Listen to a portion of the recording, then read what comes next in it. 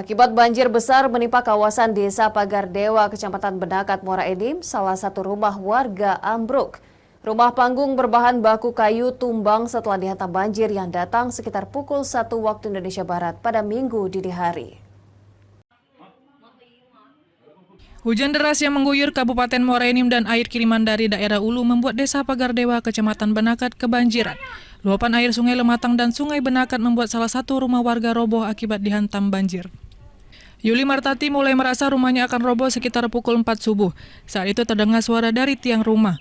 Merasa akan roboh, dirinya bersama keluarga mulai mengevakuasi barang di tengah banjir. Setelah menyelamatkan beberapa barang berharga, rumah yang ditempati Yuli roboh. Beruntung orang dan sebagian barang sudah diungsikan ke rumah tetangga. Yuli beserta keluarga meminta pihak terkait dan pemerintah Kabupaten Muara Enim bisa membantu dirinya dan keluarga untuk kembali memperbaiki rumah mereka. Ada suara kerak-kerak gitu. Langsung aku teriak, bawa itu ngajak anakku dulu ikut itu. Memang kita waktu itu pas sebelum nak roboh kemiringan rumah itu kita siaga. Memang ada kemiringan rumah. Dan terus memang kita sudah siaga antisipasi kan. Bukan hanya Yuli, ratusan rumah warga di Desa Pagardewa terendam banjir. Ketinggian air bisa mencapai 1 meter lebih. Saat ini warga membutuhkan air bersih dan bahan pokok untuk kebutuhan sehari-hari.